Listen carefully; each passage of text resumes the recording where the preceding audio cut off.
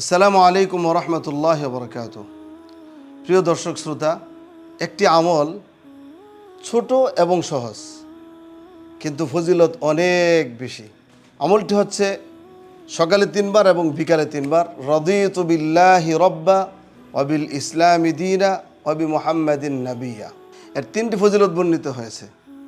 1 number হচ্ছে, কোনো ব্যক্তি যদি সকালে এটি বলে রাদিতু বিল্লাহি রব্বা ওয়া বিল ইসলামি দীনা ওয়া বি মুহাম্মাদিন নাবিয়্যা, রাসূলুল্লাহ সাল্লাল্লাহু আলাইহি ওয়াসাল্লাম বলেন, আমি তার হাত ধরে জান্নাতে পৌঁছায় দেব। সুবহানাল্লাহ।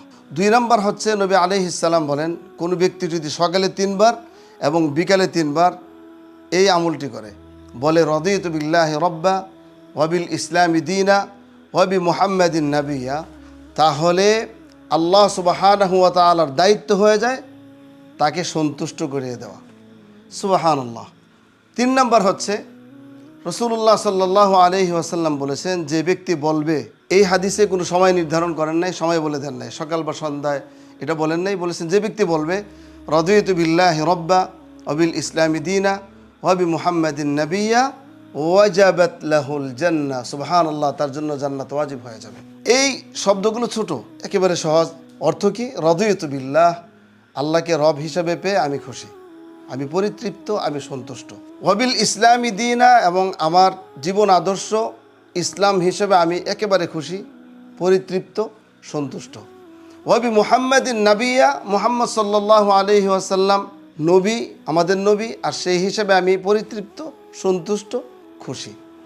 এই 3টি কথা আল্লাহর কাছে অনেক প্রিয়, যে কোনো সময় বলা যায়, এবং বর্তমানে এটি বেশি বেশি করে বলার প্রয়োজনীয়তা তীব্র থেকে তীব্রতর হয়ে উঠেছে।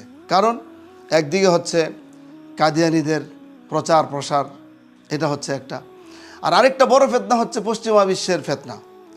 পশ্চিমা বিশ্বের ভিডিওগুলো আমাদেরকে শেখাতে চায় যে ইসলাম জীবন ব্যবস্থা হিসেবে যথেষ্ট নয়, অন্যান্য ধর্মগুলোও সঠিক, এগুলো আমাদেরকে বোঝাতে চায় এবং এগুলো আমাদের মুখ থেকে বের করাতে চায়। আমাদের দেশের মানুষ, অনেক মানুষগুলো ওদের কথায় পড়েও গিয়েছে। অর্থাৎ ইসলামটা আমাদের জন্য যে পরিপূর্ণ জীবন ব্যবস্থা, এর উপর আমাদের সন্তুষ্ট থাকতে হবে। কেউ যদি সন্তুষ্ট না হয়, তাহলে স্পষ্ট মাসালা ফতোয়া হচ্ছে, যদি কেউ ইসলামী শরিয়ার উপর অসন্তুষ্ট হয়, তাহলে তার ঈমান থাকবে না। যদি কেউ কোনো কারণে ইসলামী শরিয়া প্রতিষ্ঠা না করে, লোভের কারণে, ক্ষমতার লোভে, সেটা হচ্ছে ভিন্ন কথা, তার গুনাহ হতে পারে। কিন্তু যদি কেউ বলে আমি শরিয়াকে পছন্দ করি না, শরিয়াকে অপছন্দ করি, তাহলে তার ঈমান থাকবে না। আল্লাহ তাআলা আমাদেরকে এই ছোট্ট 3টা কথা বারবার উচ্চারণ করার তৌফিক দান করুন।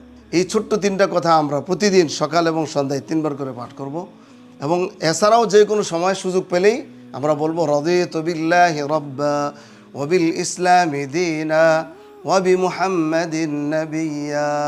আল্লাহ তাআলা আমাদের সকলকে এই দোয়াটি মুখস্থ করে অর্থ বুঝে পড়ার তৌফিক দান করুন।